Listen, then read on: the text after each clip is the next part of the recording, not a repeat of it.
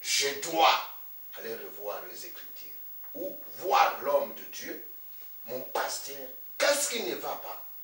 Je mets la parole en pratique, mais quelque chose ne déclenche pas. Donc, il y a quelque chose qui ne va pas. Où tu passes dans la délivrance, il y a beaucoup de choses qui t'amènent à ne pas avoir la chose en question que tu peux faire. Oh là là, c'est facile les Écritures. Hein? On se complique pour rien des fois. Ah oui. Au fait, pourquoi l'apôtre Paul? Pourquoi l'apôtre Paul? Parce qu'aujourd'hui, il y a des prédicateurs. Je dis les prédicateurs, excusez-moi, mes bien-aimés, on s'aime plus, on s'aime beaucoup, mais quand s'il faut vérifier les Écritures, là, il n'y a pas question. Oui. En fait, beaucoup de prédicateurs, des fois contredisent l'apôtre Paul. Pourtant, il dit, imitez-moi, soyez mes imitateurs. Comme j'imite Christ. Comme j'imite le Seigneur. Avait-il tort? Il n'a pas tort. Car il a bien écrit là. Ce n'est plus moi qui vis. Dans Galates 2, verset 20, il le dit bien.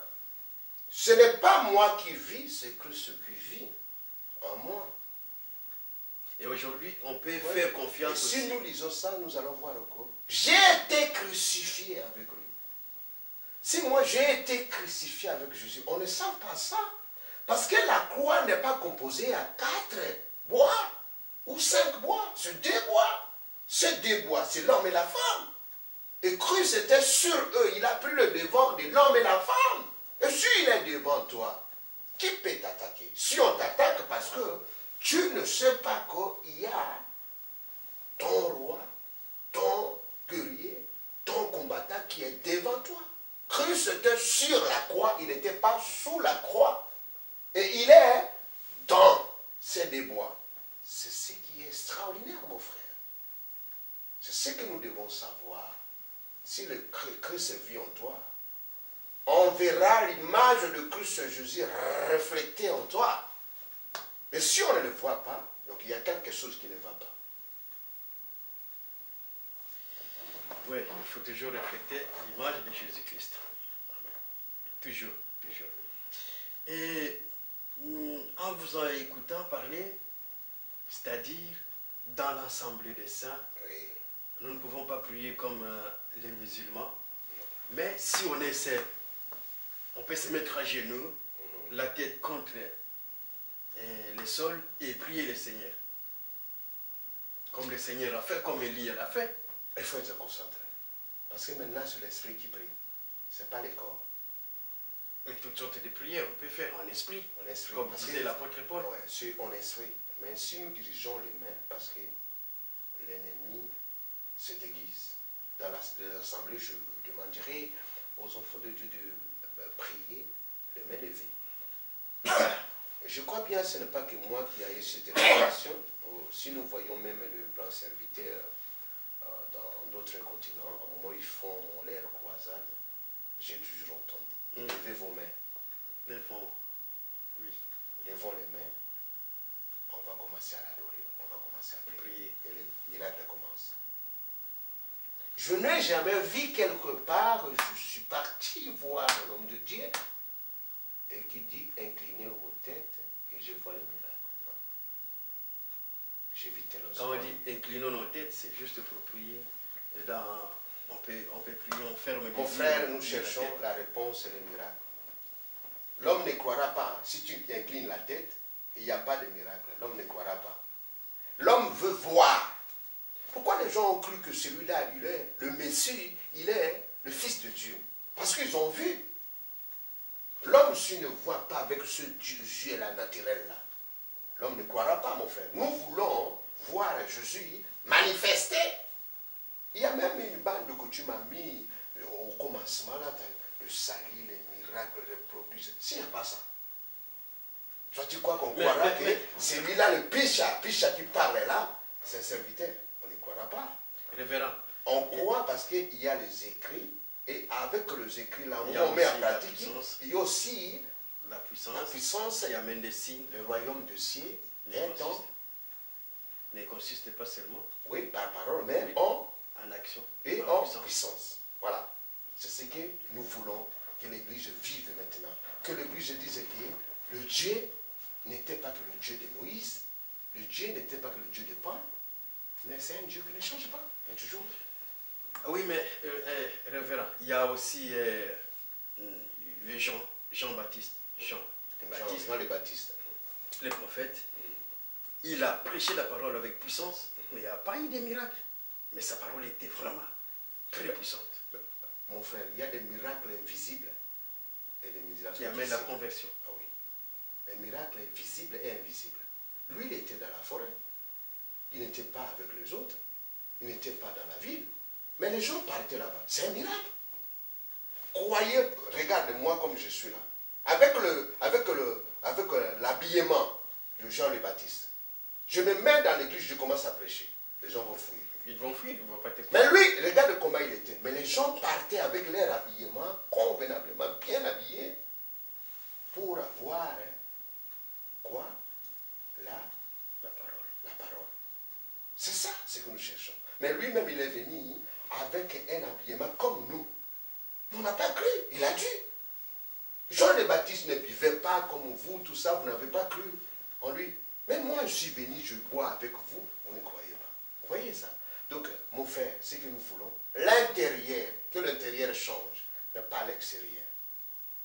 Parce que si nous regardons que l'extérieur, avec tout ce qu'ils font là, beaucoup de pasteurs avec des soutanes, avec des robes, on sera dans la confusion. Mais au fait, si vous touchez ce genre de choses, disons, l'homme ne voit pas l'intérieur de l'autre. Hein? Si on dit comme ça, on reconnaît le moine par quoi? Par ses vêtements. On dit que celui-là, c'était moine. Oui. Voilà, si on parle seulement des vêtements, oh non, Dieu ne regarde pas les vêtements du dehors. Mais c'est ces vêtements-là qui peuvent aussi chasser les gens de l'église. C'est ce genre de robe, c'est ce genre de comportement que les gens peuvent aussi quitter l'église et dire, vous assemblez là, non. Sinon, rentrons catholiques. Ok. Vous voyez? On nous juge par rapport à nos actes aussi. Écoute mon frère, s'il y a l'Esprit de Dieu le Père en toi, l'Esprit de Dieu le Père, c'est comme l'aimant. Tu connais l'aimant? Qui attire. Qui attire. C'est pas par nos forces que tu peux attirer. Mon frère, regarde, hein, des fois, il y a une église qui fait beaucoup de tracts et tout ça, mais tu verras, il n'y a pas de gens. Mais le Saint-Esprit, s'il commence à entrer dans la bouche de chacun de nous, bouche à l'oreille, tu verras l'église pleine. Parce qu'il a créé par la parole. Ce n'était pas avec le papier. Tu comprends, mon frère? Oui. Et c'est ce que nous voulons. Nous voulons que le Saint-Esprit fasse la publicité de Christ Jésus. Que l'homme puisse le faire.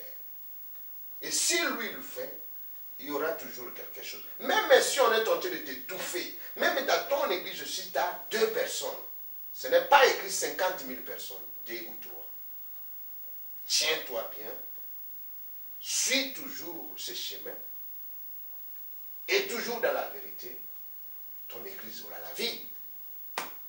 Tes fidèles auront la vie. Parce que le Dieu.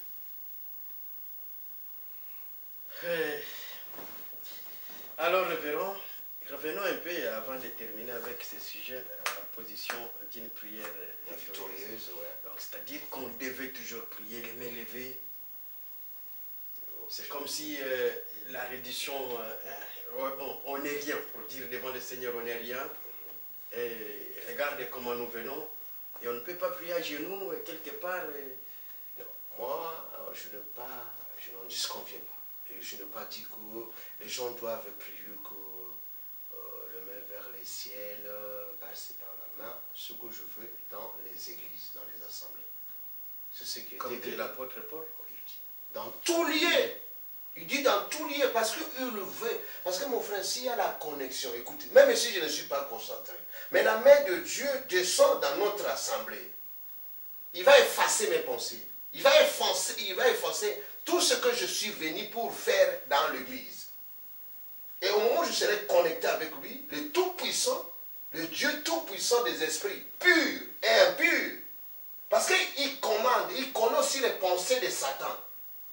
Et s'il descend, mon frère, il y a la connexion. Quelque chose va se faire. Il y aura un changement dans cette église. C'est pourquoi je veux que si l'église commence à élever les mains, et s'il y a les 3 justes ou 5 justes dans l'église, beaucoup qui viendront là, les sorciers, même ceux qui sont des satanistes, vont changer. Ils viendront dans notre camp. C'est ça le travail. Mais à la maison, fais ce que tu veux, sous la conduite du Saint-Esprit. N'imitez pas les pasteurs. Si le pasteur s'étale, et toi tu vois dans l'église, dans les Écritures, ce n'est pas écrit. Ne fais pas ça. Il faut que Saint-Esprit te dise que tu vois ce que le pasteur fait. Ça, tu dois le faire. Et si je vois ce que le pasteur est en train de faire, lui qui est comme mon maître, je peux l'imiter, comme l'apôtre Paul dit.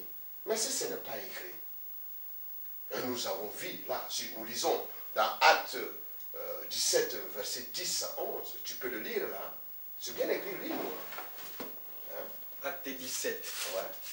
Qu'est-ce qui s'est passé avec ces nobles juifs? Ils examinaient les Écritures pour savoir si ce que Paul et Silas leur disaient, c'était exact. Mais nous ne lisons pas. Nous acceptons comme ça, sans lire, sans examiner. Mais qu'est-ce que nous faisons? Voilà, Acte 17, verset 13. Non, Acte 17, verset 10 à 11. Voilà. Ça. Aussi les frères firent partir des nuits Paul et Silas pour Bérée. Lorsqu'ils firent arriver, ils entrèrent dans la synagogue des Juifs. Okay. Ces Juifs avaient des sentiments plus nobles que ceux des Thessaloniques. Ils reçurent la parole avec beaucoup d'empressement.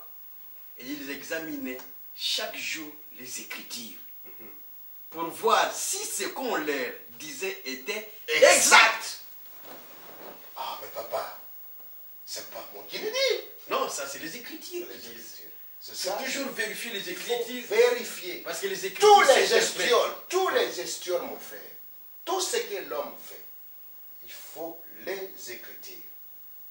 Comment une personne peut dire que prends l'huile, mets dans cette chose-là et tu auras l'enfant? Ça c'est par la foi, ils disent par la foi. Non, il y a des endroits. J'ai beaucoup entendu, parce que nous sommes là comme nous sommes là. Je dis, mon frère, les serviteurs, il y a beaucoup des aventuriers. Beaucoup même. Beaucoup. J'en dirai plus. Et des fois aussi, les gens le disent pour moi. Mais ils n'ont jamais entendu celui-là qui parle. Ils n'ont jamais vu Picha.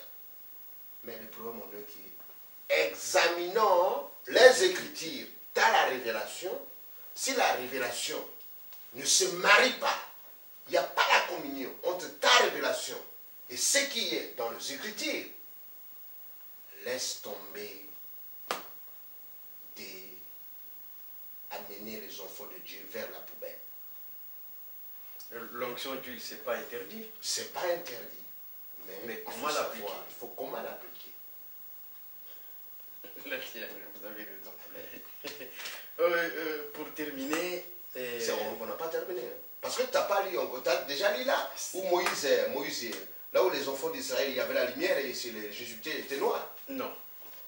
Il faut savoir la position. Parce que moi, ce que je veux, j'insiste là, pour que les enfants de Dieu puissent voir clair dans l'air, demande. Pour ne pas copier n'importe quoi. Voilà, c'est ça. Exode combien?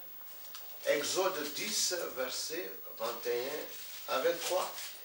Nous allons vérifier Exode chapitre 10, versets 21 à 23. 21 à 23, lisons la parole du Seigneur. L'Éternel dit à Moïse, étends ta main vers